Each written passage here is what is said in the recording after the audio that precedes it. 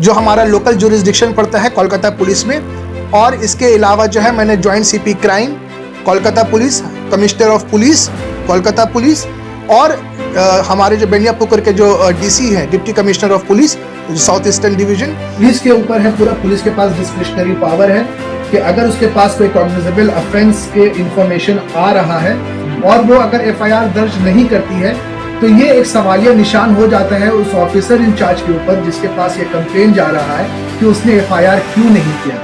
क्या उसकी हमदर्दी जो है उन लोगों के साथ है जो क्रिमिनल ऑफेंस कर रहे हैं। पुलिस एफआईआर होने के बावजूद जो है नुपुर शर्मा को अरेस्ट करती है या नहीं करती है।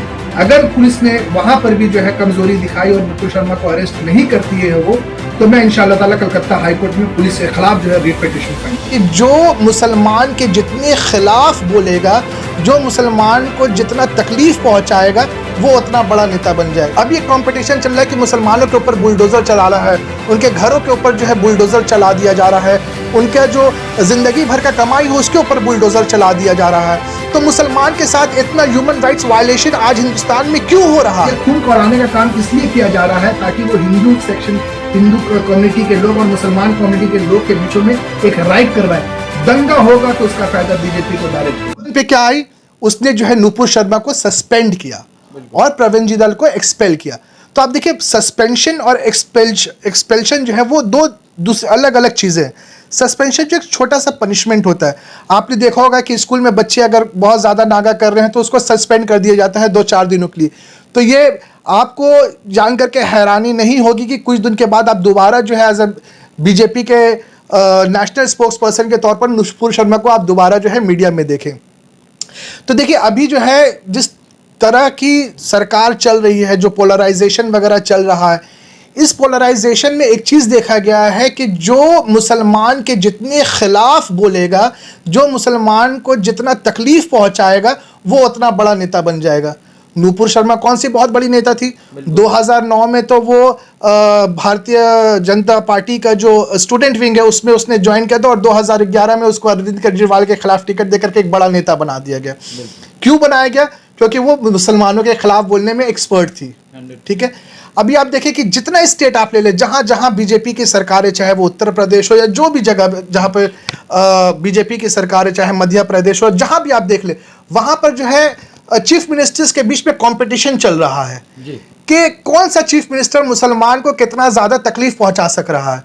अब ये कंपटीशन चल रहा है कि मुसलमानों के ऊपर बुलडोज़र चला रहा है, उनके घरों के ऊपर जो है बुलडोज़र चला दिया जा रहा है, उनका जो जिंदगी भर का कमाई हो उसके ऊपर बुलडोज़र चला दिया जा रहा है। तो मुसलमान के साथ इतना ह्यूमन राइट्स वायलेशन आज हिंदुस्तान में क्यों हो रहा है? आप देखिए कि मुसलमान की आवाज़ का दम नहीं रहा है। 26 तारीख उसने बोला था, पूरे हिंदुस्तान में उसके खिलाफ आवाज़ें उठने लगी, लेकिन हमारी यहाँ की जो बीजेपी सरकार है उसने एक एक्शन तक जो है ना ही नुपुर शर्मा के खिलाफ लिया, और वो हिम्मत बढ़ी तो नवीन जिंदल ने भी जाकर के एक ट्विटर पे कमेंट कर दिया। इसका रिएक्शन जब बाहर के फॉरेन कंट्रीज, जब मुस्लिम ममालिक, जब गल्फ कंट्रीज जो हैं उन्होंने जब बॉयकॉट करना शुरू किया, तब जाकर के इनको जो है होश आया और इनको ये समझ में आया। देखिए कोई भी फॉरेन कंट्री के साथ जो रिलेशन जो बनता है वो एक दिन का नहीं होता है, वो डेकेड्स का जो है एक मेहनत होता है।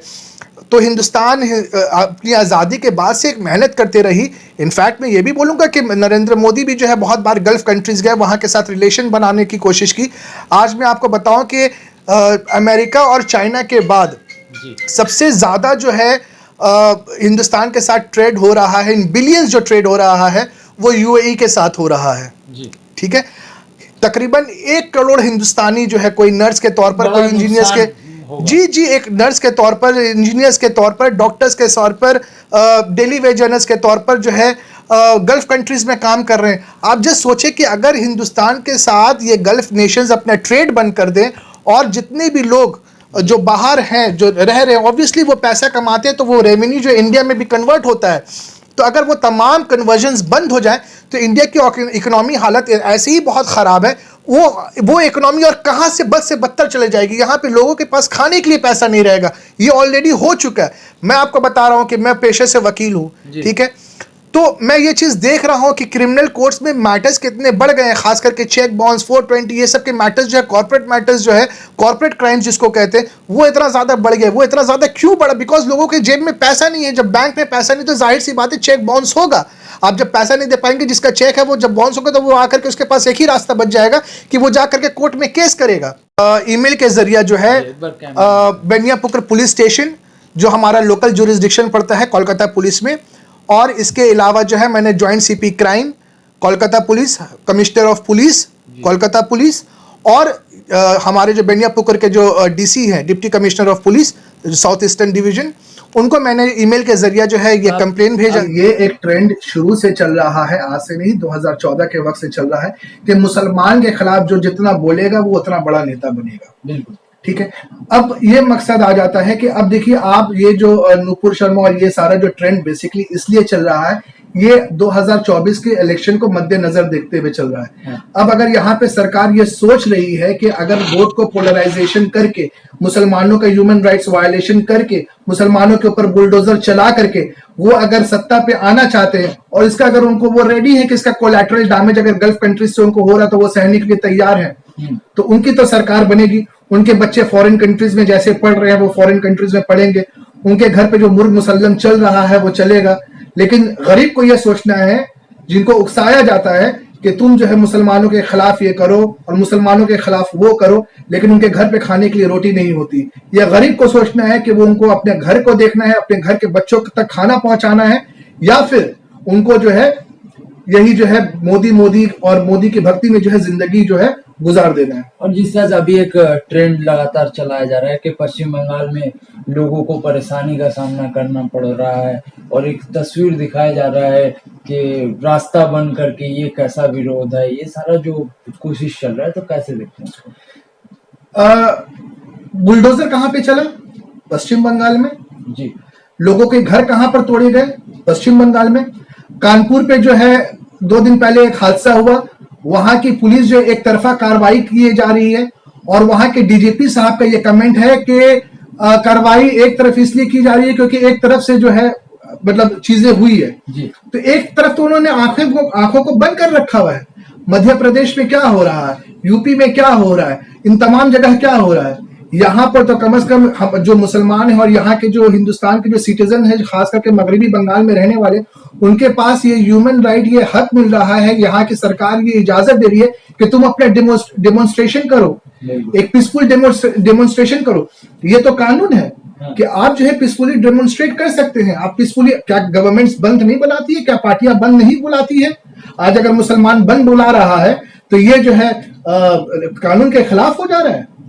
ये एक फर्जी ट्रेंड चलाया जाए, जाहिर सी बात है ये तो ट्रेंड चलाएगा। देखिए बीजेपी ने ये बहुत अच्छे से समझ लिया है कि आज ज्यादातर लोग जो है सोशल मीडिया में रहते हैं, अपना ज्यादातर वक्त जो है सोशल मीडिया में गुजारते हैं, फेसबुक, ट्विटर, इंस्टाग्राम, यही चलता रहता है। तो उन्होंने अपने पूरे एक IT सेल को तैयार किया, करोड़ों रुपए इस पे खर्च कर रहे हैं, ठीक है, ताकि लोगों को जो है व्हाट्सएप की एक यूनिवर्सिटी चल रही है, ताकि लोगों के तक जो है गलत इंफॉर्मेशन पहुंचाए, उनको जो उनके सेंटिमेंट्स के साथ वो खेल रहे हैं। तो ये तो चीज बहुत नॉर्मल है बीजेपी के लिए कि लोगों के सेंटिमेंट्स के साथ खेले और लोगों को एक दूसरे के खिलाफ बलकर। ये पुलिस के ऊपर है, पूरा पुलिस के पास डिस्क्रिशनरी पावर है कि अगर उसके पास कोई कॉग्निजेबल ऑफेंस के इंफॉर्मेशन आ रहा है और वो अगर FIR दर्ज नहीं करती है, तो ये एक सवालिया निशान हो जाता है उस ऑफिसर इंचार्ज के ऊपर जिसके पास ये कंप्लेन जा रहा है कि उसने FIR क्यों नहीं किया।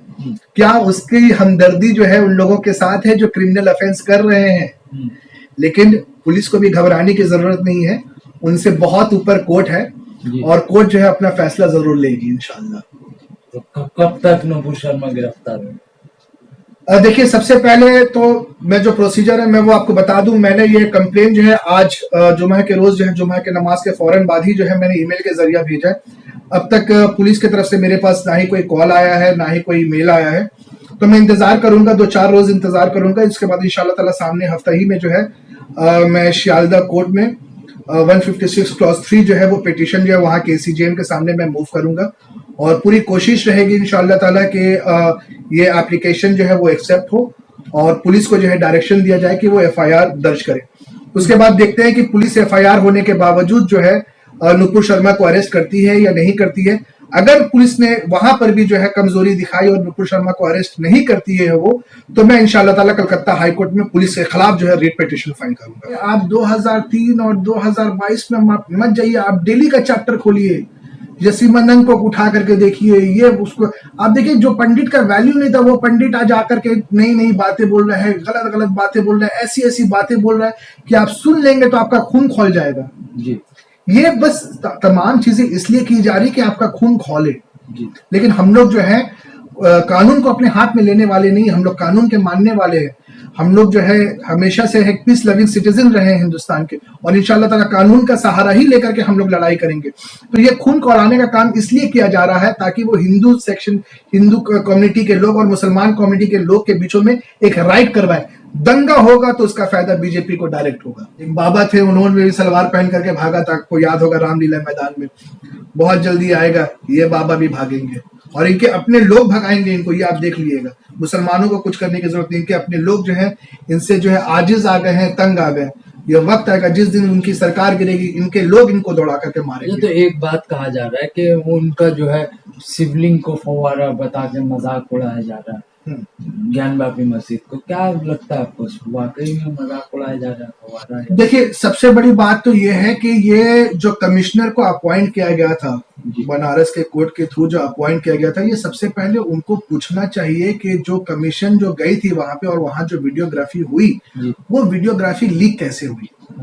ठीक है, ये तमाम मैटर जो है वो कोर्ट के इसमें है। तो मैं कोर्ट के मामले में जो ऑलरेडी जो मामला पेंडिंग है उसमें मैं ज्यादा जो है किसी भी किस्म के कोई भी बयानबाजी करने से अपने आप को रोकूंगा। लेकिन कमिश्नर को जो है शो कॉज नोटिस करना चाहिए कि ये लीक कहाँ से हुआ, और जितने भी तमाम न्यूज चैनल ये जो चला रही है, जितनी भी न्यूज चैनल को तो मैं नहीं बोलूंगा, आजकल एक स्पेशल न्यूज चैनल का नाम होता है जिसको जो है गोदी मीडिया न्यूज चैनल कहते हैं। ये लोग आप आज तक उठा करके देख लिए, आप टाइम्स तक उठा करके देख लिए, इसमें डेली जो है सिर्फ यही मौजू पे डिबेट हो रही है। ज्ञानवापी ज्ञानवापी ज्ञानवापी, फव्वारा है ना वो शिवलिंग है।